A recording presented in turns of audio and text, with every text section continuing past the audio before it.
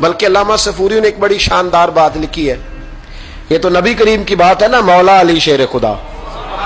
آپ فرماتے ایک دن حضرت جبریل علیہ السلام نا انسانی شکل میں، جب حضور نے فرمایا نا کہ میں علم کا شہر ہوں، علی اس کا دروازہ ہے، تو فرماتے ہیں جب یہ روایت حضور نے یہ حدیث بیان فرمائی تو حضرت جبریل انسانی شکل میں نا حضرت علی شیر خدا کے سامنے آ کے کھڑے ہو گئے۔ حضرت جبریل امین علیہ السلام کھڑے ہوئے اور فرمانے لگے علی سنا ہے علم کے شہر کے آپ دروازے ہیں، تو مولا علی فرمانے لگے مصطفیٰ کریم نے فرمایا ہے۔ تو کہا اچھا پھر اگر آپ علم کے شہر کے دروازے ہیں تو بتائیں بھلا اس وقت حضرت جبریل کہاں ہیں؟ کہتے ہیں جو تو جبریل کو ملنے گئے تھے تو حضرت جبریل مولا علی کے سامنے کھڑے، کہنے لگے بتائیے اس وقت حضرت جبریل کہاں ہے؟ تو مولا علی شیر خدا، جب آپ اپنے بڑے کو کوئی بات بتائیں گے نا جن کا ادب کرنا ہو اپنے بزرگ کو، تو پھر آپ فٹافٹ نہیں کہہ دیں گے آپ کو پتہ ہی نہیں۔ یہ مسئلہ ہے، بزرگوں کو آپ نے کو بات سمجھانی ہو تو الفاظ کا چناؤ، اور یہ بھی ہمیں شیر خدا نے ادب بتایا ہے، الفاظ کا چناؤ شاندار ہونا چاہیے، لفظ بڑے زبردست تشکیل پانے چاہیے، جملوں کی ترتیب بڑی مؤدبانہ ہو۔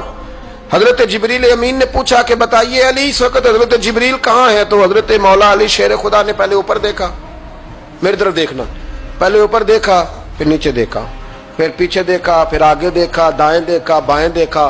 یہ نہیں فرمایا کہ آپ جبریل ہیں، وہ تو انسانی شکل میں تھے نا۔ جملے دیکھیے، ادب دیکھیے، طریقہ دیکھیے بات کرنے کا۔ حضرت علی فرمانے لگے بھائی حضرت جبریل اس وقت نہ تو آسمانوں میں ہے، نہ زمینوں میں ہے، نہ مشرق میں ہے، نہ مغرب میں ہے، نہ شمال میں ہے، یا نہ جنوب میں ہے۔ فرمانے لگے جی وہ اس وقت کہیں بھی نہیں ہے۔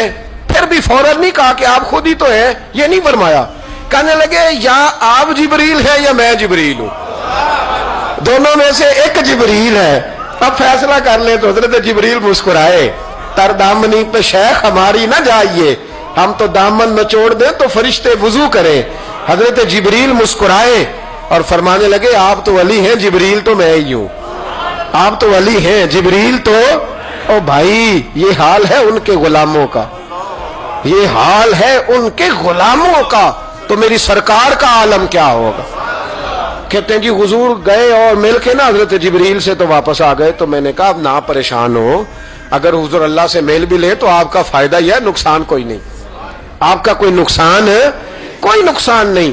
نبی کریم علیہ الصلوۃ والسلام تو فرماتے ہیں جب رب کریم نے کہا نا السلام علیکہ ایھا النبی، معراج کی رات السلام علیکہ، یہ جو تحیات آپ پڑھتے ہیں یہ معراج کا تحفہ ہے، جب کہا نا السلام علیکہ ایھا النبی، اے نبی آپ پر سلامتی ہو، حضور فرماتے ہیں رب نے میرے سامنے مجھے بٹھا کر کہا، سامنے، یا رسول اللہ آپ نے رب کو دیکھا؟ فرمایا رأیت ربی بأحسن صورۃ، میں نے رب دیکھا ہے اور بڑی سونی صورت میں دیکھا ہے، بڑی سونی صورت میں، سامنے بٹھا کے کہا السلام علیکہ ایھا النبی ورحمۃ اللہ وبرکاتہ، محبوب آپ پر سلام ہوا میرے نبی، رحمت ہو، برکت ہو۔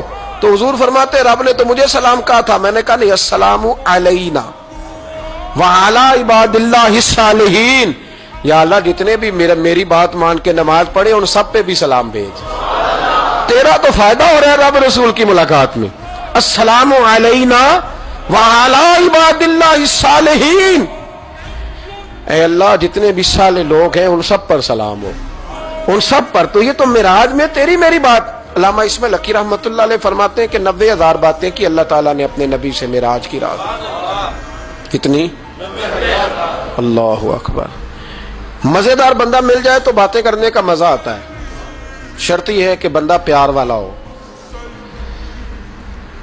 لیکن اگر بندہ اس طرح کا ہو کہ جس نے ہر بات میں ٹینشن ہی پیدا کرنی ہے تو اس کو دل کرتا ہے کہ بندہ دعا دے کے کہے کہ یہ ہفتہ فیس لے جائیں تو 21 دن کے بعد دوبارہ آئیے گا، یہ ہوتا ہے۔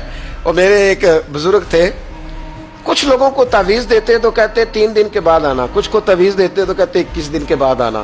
میں نے ان سے کہا اب یہاں 21 دن والا ٹینشن نہ لے کہ 21 والا شاید تعویذ ہی نہیں ہوتا ہے، لیکن وہ محبت والے تھے نا تو تربیت کرتے تھے باتوں کی۔ تو میں نے اس بندے کے سامنے پوچھ لیا، میں نے کہا حضرت صاحب تعویذ ایک ہی ہے، اس کو 3 دن کے بعد اور اس کو 21 دن کا وقفہ، کہنے لگے یہ مجھے ٹینشن بڑی دیتا ہے، کہ سامنے کہنے لگے تو بیٹھا تھا میں نے 21 کہا ورنہ میں نے 121 کہنا تھا تو بیٹھا ہے.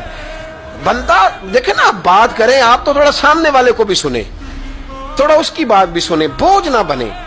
تھوڑا آپ دیکھیں، غور کریں، کسی بھی محفل کے اندر بوجھ نہ بنے. آپ کوشش فرمائیں کہ ترتیب اس طرح کی ہو کہ سامنے والا پسند کرے آپ سے بات کرنا. مسلمان تو پھول ہوتا ہے، وہ جہاں جاتا ہے خوشبو ہی چھوڑ کے آتا ہے. ایسا نہ ہو کہ مطلب آپ آئیں تو کہیں جی وہ مجھے تو کسی نے ریسیو ہی نہیں کیا، میری تو اہمیت ختم ہو گئی، کوئی پروٹوکول ہی نہیں ہے، کوئی پوچھنے والا. اس سے نقصان ہوتا ہے، اس سے سامنے والے کو بھی آپ پریشان کرتے ہیں، اپنے آپ کو بھی. کوشش فرمائیں. دیکھیں نا، اللہ رسول کی ملاقات بھی ایک رات کی اور 90,000 باتیں. اور علامہ اسماعیل حقی فرماتے ہیں کہ رب کریم نے فرمایا محبوب 30,000 نہ ساری امت کو بتانا. حضور نے بتائی آ کے 30,000. اس میں نماز بھی ہے، اتحیات بھی ہے، حضرت بلال حبشی کا مقام بھی ہے. نبی کریم نے یہ بھی فرمایا کہ میں نا معراج کی رات محل بھی دیکھ آیا ہوں، اس پر عمر بن خطاب کا نام بھی لکھا ہوا تھا. 30,000 باتیں حضور نے آ کر بیان فرمائی اور کہا محبوب 30,000 باتیں نا خاص لوگوں کو بتانی، خاص کو. ہر بندے کا ہاضمہ درست نہیں ہوتا. وہی سالن کھا کے کچھ کہتے ہیں بڑا مزہ آیا، کچھ کہتے ہیں ساری رات نیند ہی نہیں آئی. حالانکہ معاملہ ہوتا ہے ہاضمے کا. ہر آدمی درست ہاضمہ نہیں رکھتا تو لوگ ہاضمہ صحیح کرانے کی بجائے سامنے والے کی ہانڈی صحیح کراتے رہتے ہیں. اس کو کہتے رہتے ہیں کہ تو لہسن زیادہ ڈالا کر. او بھائی تو اپنے ہاضمے پہ تھوڑی محنت کر، صبح واک کیا کر، دہی شہی کھایا کر. پھر بھی نہ ٹھیک ہو تو صبح شامی سب گول استعمال کیا کر، اس کے چھلکے سے فائدہ لے. کہ سارا اعتراض سامنے والے کی ہنڈیا پہ ہی ہے. نبی کریم صلی اللہ یہ جو ہاضمہ خراب ہو جاتا ہے پھر بندہ ٹینشن لیتا ہے، کہتا ہے نہیں جبریل سے ملے تھے، اللہ کا دیدار ہی نہیں کیا، وہ تو بس خواب کا معاملہ تھا، خواب میں گئے تھے. خواب میں بھائی میں آپ سے کہتا ہوں کہ میں نے رات کو خواب دیکھی ہے پاکستان کا صدر بن گیا تو آپ کو کوئی پریشانی ہے؟ کیونکہ خواب میں امریکہ کا بھی بن جاؤں تو آپ کو کیا ٹینشن ہے؟ خواب جو ہوئی. حضور اگر فرماتے میں خواب میں گیا ہوں تو کسی کافر کو کوئی پریشانی ہوتی تھی؟ کیوں کچی باتیں کرتے ہو؟ خواب والی بات ہی کوئی نہیں. اور کہاں قرآن پاک میں آیا کہ خواب میں سیر کرائی؟ سبحان الذی اسری بعبدہ، بندہ خاص کو سیر کرائی. کچھ پنجابی کے لوگ اتنی شاندار باتیں کرتے ہیں کہ مضمون سمیٹ دیتے ہیں.